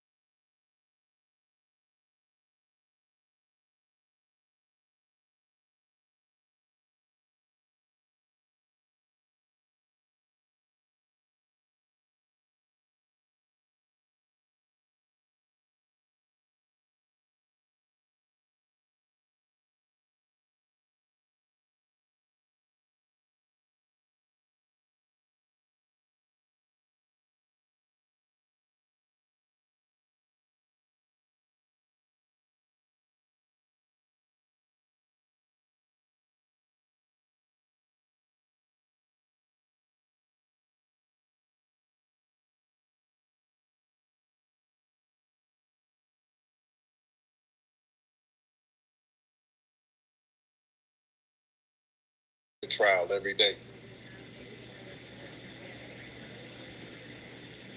So we're gonna put something together. Yeah. So we can give you.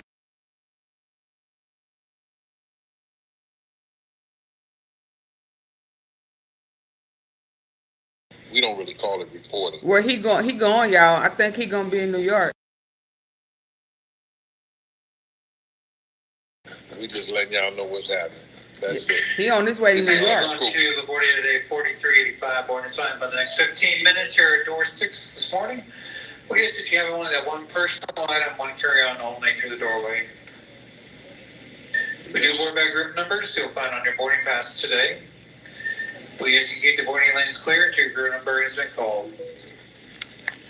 Because our group is limited only the first 25 roll board bags in your overhead bins. Once we reach that number of bags, Hey, we are regardless of group number, we will let all remaining carry-ons to their destination. We do get the opportunity for anybody that could voluntarily take your big carry-on to its destination. You're welcome to come up and see us here before boarding.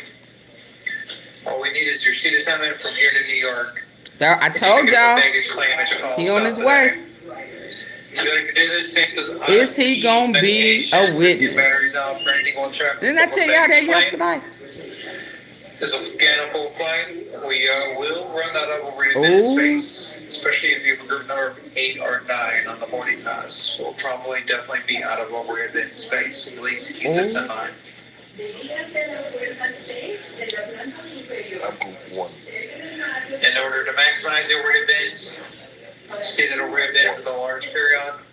hold off on any coats or small items. Yep. He on his way to New York. Big carry-ons first. Give me 1 second, y'all. I'm gonna be right with y'all. Check it out. You've seen the title right quick. And I'm gonna take this for a few minutes to let y'all know what's going on. He on his way, y'all. Well, there's a parade too. Last name of. Can y'all hear me? Let me see something. Look, can y'all hear me? Yeah, boo. Singing at the podium. Oh my God.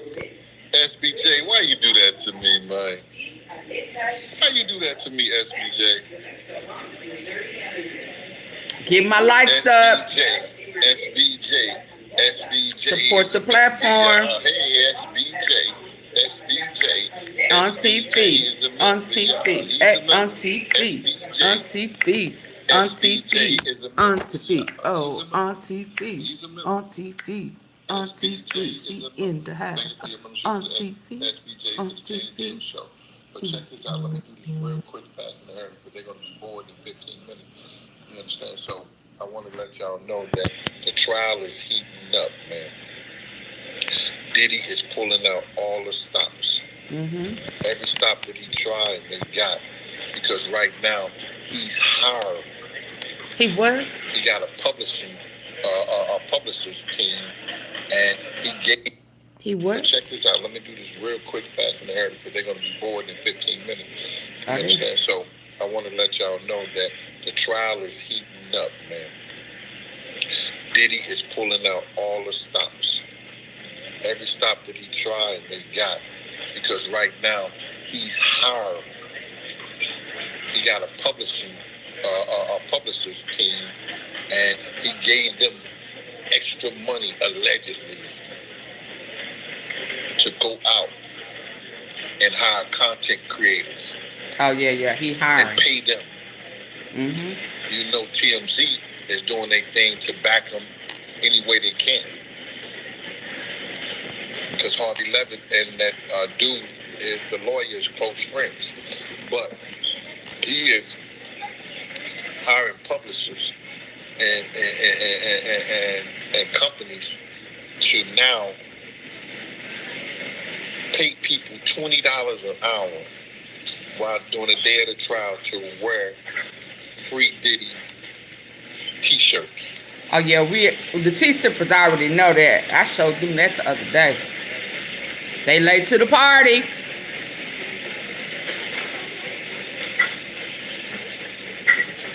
$20 an hour. Yep. No, that's true story. It ain't about the video. They got people down there that's saying, like, if you go up to them and you wear the shirt, they give you $20. Then every hour they're down there, they come back and get them. Watch. Yep.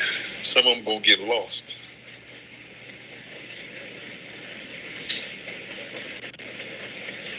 I tell people, get that money. If that's what you want to do. No.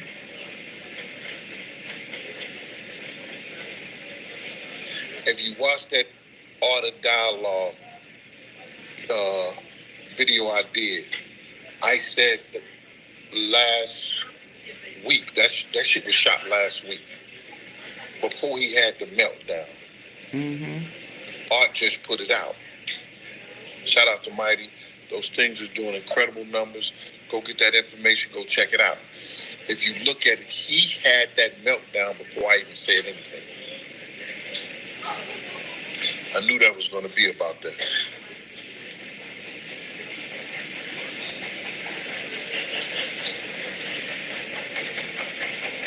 He not high no more. Yeah, BC. Oh, Lord. That demon left him. He not high no more.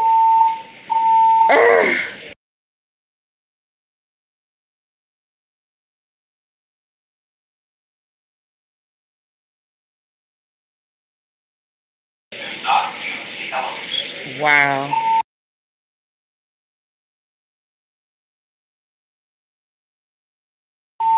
Y'all, hold on.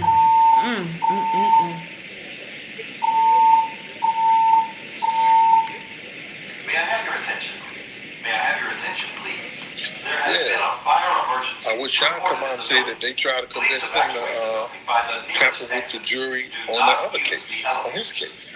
and he refused to. I'm a witness if Sean refused to do it. So he got the capability of trying to do that. Hey, Lisa Chapman, all the way from Maryland. She said she's sending love. May I have your attention? May I have your attention, please? Y'all. Can y'all still hear him over that intercom? By the nearest exit. Do not use the elevators. I got a woman that stabbed me dead in the neck. Are y'all still able to hear him? And I won't be able to eat no crawfish. I know, right? Stop playing. May I have your attention, please? None of that. May I have your attention, please? That's why I just had to go see if I smell. But can y'all still hear him? Went through this tragedy. They said I wasn't gonna have no power for a while, so let me go see if I smell smoke. Not our nephew, my cousin's gonna board up what he can. But y'all can still hear, right? And get the lights up. My house and everything like that. I'll be back down here. May I have your attention, please? But May I have your attention? I got to go. I ain't running from it. I'll be right back. I just gotta take care of this business in New York. It was already scheduled. Do not use the elevators.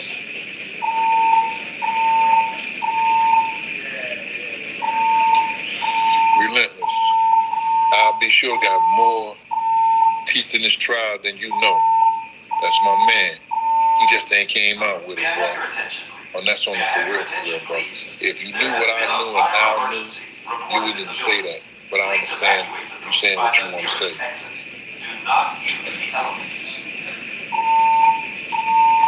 And if it's the same relentless that know me, you know I ain't bullshit. If you knew what I knew and Al knew, you wouldn't say that shit. It's up to Al to expose that information. I don't think he's gonna do it. There has been a fire emergency reported. For the sake of his own. Please evacuate the building by the nearest exit. Leave it at that. Do not use the elevators. Larry Curry, Yatu Suave.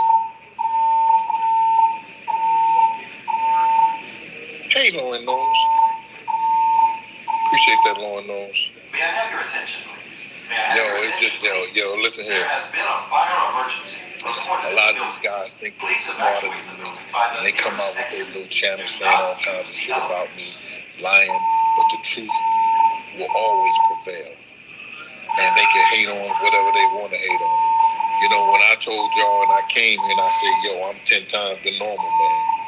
I ain't worrying about none of these cats out here. This dude right here, he is paying publicists and what those call those? Yeah, I'm gonna have to go. They smell smoke. And the same thing that Al Sharpton and some other people got caught